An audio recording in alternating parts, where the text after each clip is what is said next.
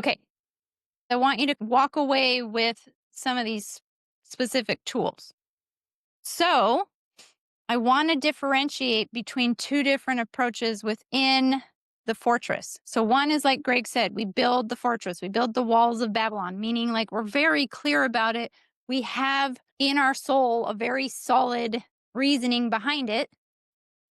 And ultimately, I think that's what comes back to the boundary. Like we have to be convinced on it. Otherwise, it is just a flimsy fence. And it's okay to have some of those. It's okay to put up a little fence of like, yeah, I think this is a boundary. And then our kids will push on it. And then we realize, yeah, it's not a fortress. It's just it's an idea. It's a thought I had. It was something I heard and I put it up there to test it. And once it was tested, I realized, nope, I'm getting rid of that. That fence is going. It's okay to have those. But at some point with the things that are really boundaries like fortress worthy, we have to be solid and grounded because ultimately we are the boundary. It's us. There's not an actual wall they're going to crash into, right? They're going to crash into us. And we have to be the fortress. But we have to be the fortress in a way that it doesn't feel like we're intentionally trying to hurt them. That's why I do like this visual of the wall because the wall's standing there. It's not trying to hurt you. It's just there. It just exists. And if you run into it, well, you know it's your fault. It's only fools that blame the wall when they run into it, right? So it's almost like we have to become this, what's a good word? It's like just uncaring, like impartial. It's almost like we're this impartial wall. It's like, here's the boundary. I don't care if you run and kick and hit and punch this boundary. It's just here. I just exist. Like this, it's just here. There's no hard feelings. There's no Because anger. There's no, behind there's a very dangerous pit yeah, of right. death. Exactly. Right behind me is And the I'll show you. Look over the wall. Oh, cliff. I don't want to go there. Okay, there's a reason Here's for this right. wall. But we have to come at it in this way that it is very unemotional. We're not holding the boundary to punish and hurt our children. We are holding the boundary to keep them safe, just like the cliff behind me where you're going to die. I am just standing here. And as angry as you get, it's not going to upset me because I know I'm simply keeping you safe. That's the fortress wall. Now you have to get Okay, clear about what those are. but let me give some Then I have to examples. give the second one. Okay, let me give some examples where this mom with the best of intentions said, "I know that bad music can be very influential, so in our home we only listen to like church music and instrumental music." And that was her hard boundary. Well, how do you think that went over? Right? The kids are gonna fight back. It was too far away. Are there other types of music out there besides church music and instrumental music that Like can be I like wholesome and I good? like the analogy more of like not too far away, but it was Too too tight around the pit. tight, too constricting, too And so, narrow. I mean, and there's so many examples across the years of meeting families. We met with this family and the daughter was like 17 or 18, and we're like, we just met him. We're like, "Hey, what kind of music do you like?" And she sat there and she looked over at her mom and she's like, "Mom, what kind of music do I like?" Mom's like, "She likes class." "Oh, yeah, I like." And, like, mom was, like, dictating what she could like.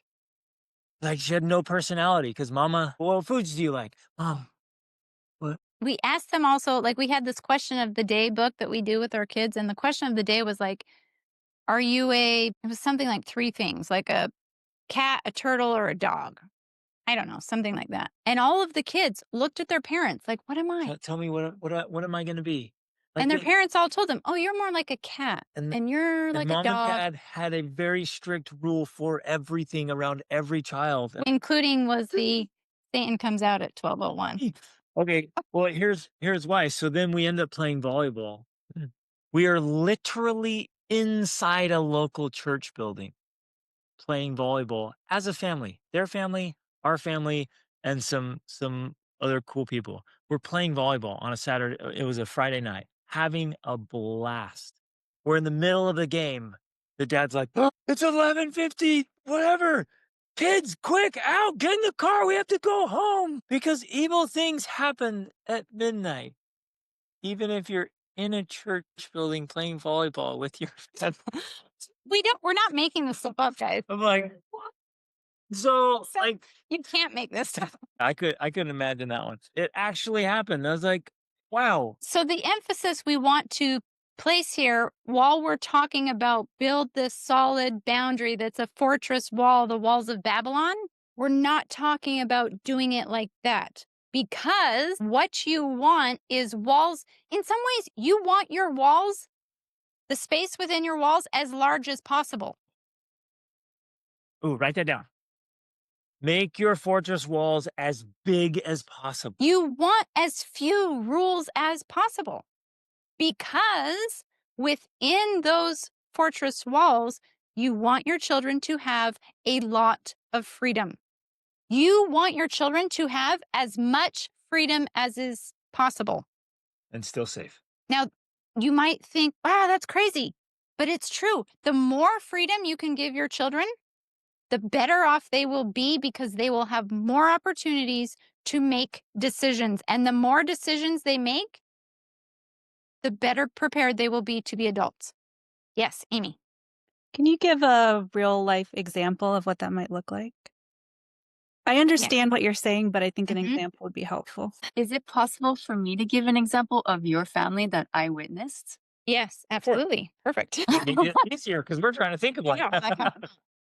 Um, well, you guys were talking about food earlier. Like, you have very like strict, like this is good food, this is not good food. But then it's like if you're hungry, you eat, and you can eat whatever you want to what how much you want. Not everyone has to eat the same thing Or at the same time. at the same time, and so that's it. That's the amount of freedom that there is, but it's within the boundary because Mhm. you know that whatever choices they have are choices that you would approve anyways because it's Yeah. within the Mhm. I don't know if that helps. Yes, that's a great example. Yeah, that is helpful. And so it's essentially like the boundary for us because I spent a very long time studying it, researching it. My father died of cancer. My stepfather died of cancer. Like I am obsessed, passionate about nutrition and health. He was even before that. And so we have now the boundaries for us have changed because they grew and developed as we grew and developed our understanding of food and nutrition.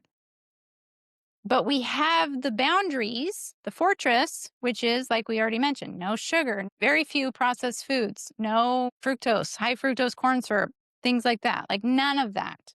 If we have ice cream, we make the ice cream at home. But my children can literally make ice cream anytime they want and they can eat it for breakfast. That's the freedom within the boundary because I'm like, I know healthy ice cream is good for you. So if you choose to eat that for breakfast, great. Now we do also have another kind of boundary, and that's that we teach them before they eat sweet things or carbohydrate things or even fruit, they need to eat fats and protein. So they also know that rule. So they'll have some cheese and some bratwurst or a steak or some eggs, and then they'll eat ice cream for breakfast, right?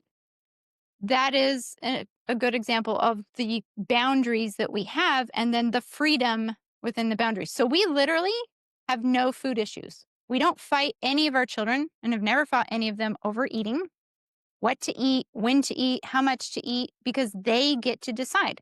They get to decide when they're hungry. They get to decide when they're full. If there's still food on their plate, okay. And then I say, oh, well, you got too much.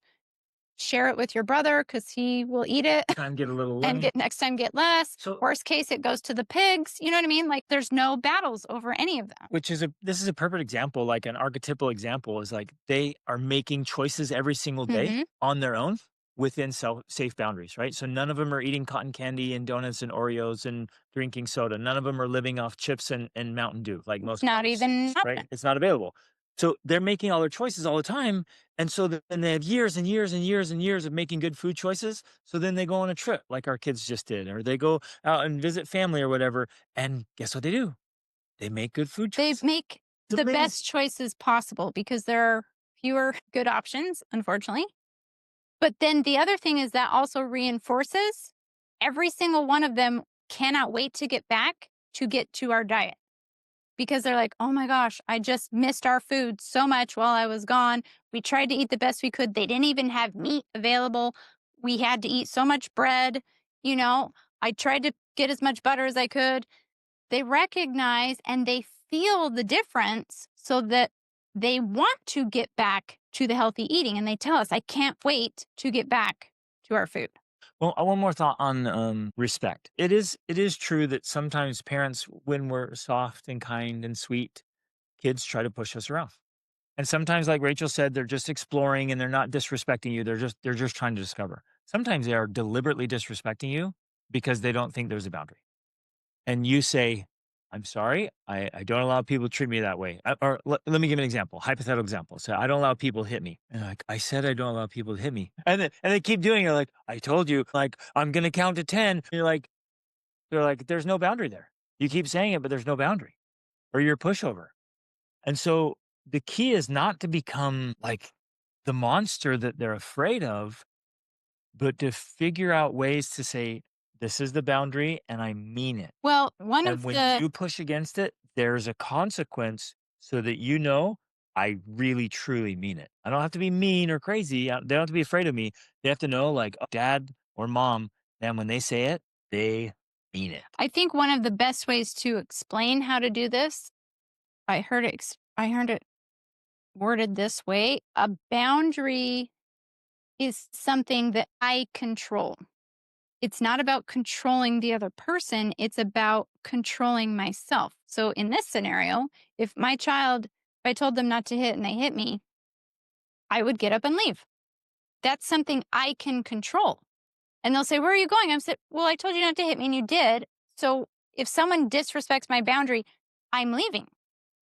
If you would like me to be here, then you need to be respectful. That's a way I would hold a boundary in a scenario like that. If we resort to the controlling, the forcing, the punishing, the inflicting consequences, well, that doesn't ultimately get the results that we want.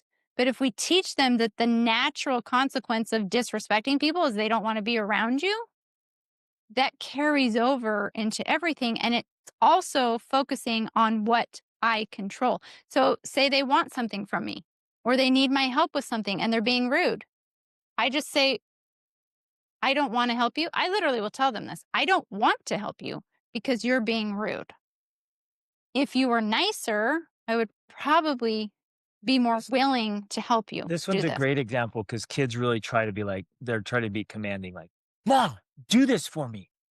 Make it, bring me that stuff. And I'm like, whoa, what was no way. And so, like, that's a So really I good say, one. I don't want to I'm not getting it for because you. you're I'm not rude. helping you. I'm not gonna move at all until you ask nicely and are polite and gracious. Then I'll help you all day long. But you hold that boundary and they know you mean it because they're like, you gotta get my stuff. No, I don't. I'm not gonna have to do anything. Go get my shoes. No, you can go barefoot in the snow. You get my shoes. Nope. But I also don't try to make it a battle. It's not like a battle of the wills for Right. me. I just tell them, I'm like, when you're rude to people, people don't want to help you. I'm a person and you were rude. I don't want to help you. If you were nice and respectful and asked me nicely, I'm happy to help you. And literally, if they switch it like that, great, I'll switch it and I'll do it. So that I'm showing them it's not just words and I'm not holding a grudge. I'm just trying to teach you. You have to be respectful if you want people to help you in life.